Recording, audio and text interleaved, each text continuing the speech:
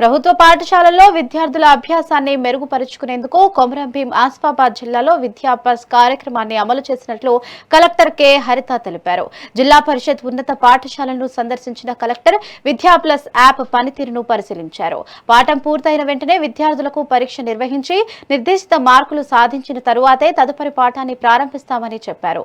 విద్యార్థుల సమాధానాలను QR code, CC కెమెరాల సహాయంతో వెంటనే విశ్లేషించే సాంకేతికతను వాడుతున్నట్లు తెలిపారు. ప్రభుత్వ బడుల్లో నాణ్యమైన విద్యే దీని లక్ష్యమన్నారు. వాటి ముఖ్య లక్షణాలు ఎగ్జామ్ హాల్లోకి వెళ్ళగానే ప్రతి సైన్స్ స్టూడెంట్ ఖచ్చితంగా ఆన్సర్ చేయాల్సిన basic question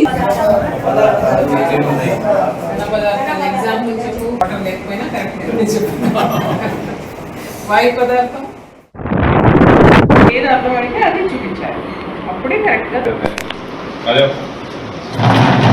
I will not. Madam will start.